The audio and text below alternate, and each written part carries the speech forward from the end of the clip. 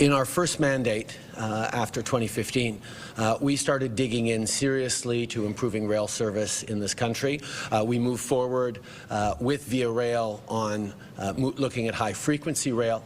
And as those ideas developed, we realized that there was an opportunity and even a responsibility to move forward in a significant and big way finally. And it's taken us, years as a government over the course of 3 different mandates to get to this point, but we are now seeing high-speed rail as a reality for Canadians.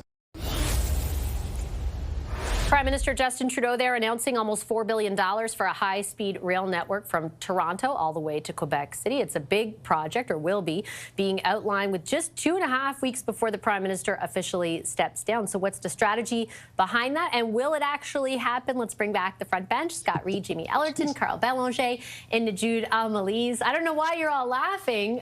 Carl, I'll start with you. What did you think of the timing of this? And I know, to be fair to them, they have been studying it for a really long time, in that there is a process, but this is literally 2 weeks before the Prime Minister is no more. Yeah, so it will be interesting to see what the answers will be. The reply will be from Pierre Poilievre, from Mark Carney. But, yes, it's late. We are 60 years behind Japan in terms of a high-speed train, right? It's about time we're talking about this. But we've talked about this before, and there's been an announcement before. And I remember David Colnett making an announcement about high-speed train is coming. It's coming to Canada. It's happening soon. And it didn't happen. So will this happen? I don't know. I have my doubts. If we're going to balance the budget, can we afford this kind of investment? The other question is, can we afford not to? And I think that's the conclusion that the team around the Prime Minister and the people responsible for developing this infrastructure came to, because the high-frequency rail was not going to be the answer. That's clear. Yeah, there was sort of this discussion that happened over the years, Najoud, between high-frequency rail versus high-speed, the cost associated. Even this is like, what was announced today was basically the process through which what's being called co-development will happen, which is still a number of years, like up to 5 years. And then the construction is over, potentially decades, because it's done in phases as well. The NDP today raising, are there going to be Canadian workers, Canadian steel? I interviewed the minister a few moments ago. She couldn't guarantee that because the Crown Corporation ultimately will have to sign off on it. What's your take on all that? Well, during the press conference when they announced this project, they wouldn't even say what their timelines are. They said, we'll talk in 4 or 5 years, going to the point of who knows when this is actually going to come together. It's a strange timing, I agree, 2 weeks before the Prime Minister resigns, but there is still a Liberal leadership. There's still going to be a Liberal leader to come in a couple weeks from now. There's a federal campaign. Could this be a wedge issue? As much as I think a lot of Canadians are unhappy with the current transport system, I think a lot have doubts on when this would all come together. But fundamentally, I think clearly the Liberals are interested in this project. It would fall under the capital expenditures from Mark Carney, and so no need to balance the budget on that. And so I think we just have to wait and see what happens. He did take, Christian Freeland spoke today. Do we have that clip just in the control room, I think, about this issue? Yeah, I'm just going to play that because we also have Mark Carney. Let's take a listen to Christian Freeland. I think it's a great project. I think we need to be building more infrastructure. We need to have more connections between the cities in our country. This is a great investment in Canada's economy, in Canadian people. So, Scott, Mark Carney was supportive today of the announcement, but a little bit more I have to do my own analysis. I'll have to make sure that it is, paying off for Canadians. I'm paraphrasing. What's your take on the Prime Minister making this announcement now? Well, I'd say a couple of things. First, I don't know anybody who doesn't love this idea, right? If I could get on a train and be at a Habs game by the time I finish my beer, I'd be the happiest person in Canada. So everyone loves the idea.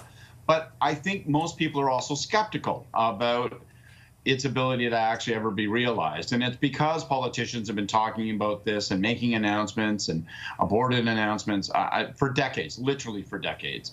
So coming a couple of weeks before the Prime Minister steps down, it feels like a bit of a legacy effort on the part of the Prime Minister. And I think if you're Mark Carney, you look at this and with a skeptical eye, not because maybe you don't want to see high-speed rail, and maybe it will be one of your priorities, maybe it ought to be one of your priorities, but you look at it and you think to yourself, what's next? Like, is the next couple of weeks going to be filled with a few more of these? Like, is this the first of 5 legacy projects that the Prime Minister wants to announce? And that's going to be the concern, and that's going to be the opening for the Conservatives. If these are followed, if today is followed by 3 or 4 other castle in the sky, big spending, not operating deficit, but capital deficit spending projects, then I think it's going to start to get up the nose of Mark Carney, and it should be concern. And it's the Prime Minister's last couple of weeks. He's entitled to a victory lap.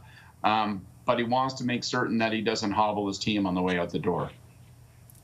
It will be really interesting to see, and it has been the past few weeks, Jamie, even to see kind of like the more international trips that the Prime Minister is making and the kind of meetings that he's taking and the things that he's saying. And now these last 2 weeks, like what might we be in for?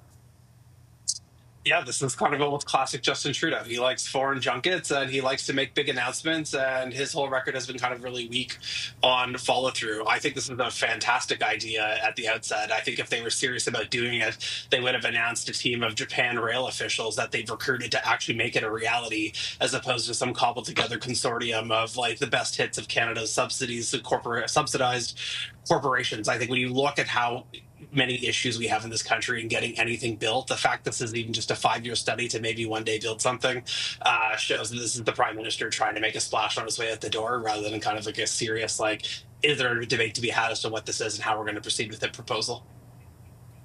Is there any surprise, though, Carl, that the Prime Minister would want to make a splash in the last few weeks? Well, if I look at his record, no, there's no surprise. That's the kind of thing that he's done his entire career in politics. So, yeah, he wants to make a splash and he wants to have something that people remember. Maybe it's going to be called the Justin Trudeau high-speed rail train. I don't know. Just imagine when it goes frankly, off the tracks. Guys, oh my Exactly. goodness. I didn't want to go there, but there you go. Listen, the thing is that he's not going to be in charge. So what will the others do? We've seen expensive projects that are supposed to tie the hands of government being cancelled in the past. It's been done by Liberals, it's been done by Conservatives, and provincially it's been done by the NDP. It can happen again. So, if I had $2, I would probably put a little bet on that to make some money. Last word to you, Najib. Do you anticipate that there will be some more of this kind of thing in the last few weeks of the Prime Minister's time? Well, I'm sure the Prime Minister's also, I would imagine, cognizant of not undermining his successor. Which one that stabbed him in the back over the past month? Yeah, good point. But I do think that, I mean, the high-speed rail is one that they've talked about for years, and announcing it and policy that a lot of people will be excited about. That's difficult to attack in principle. He gets to have it out under his name and then leave the follow-through to his successor or potentially Mr. Poilievre is an easy way for him to be like, I did my part. So we'll see. Who knows? If there'll be more. I will leave it on that note. Thanks, everyone. Really appreciate the discussion tonight. Scott Reid, Jamie Ellerton, Carl Belanger, and Najud Al-Malisi.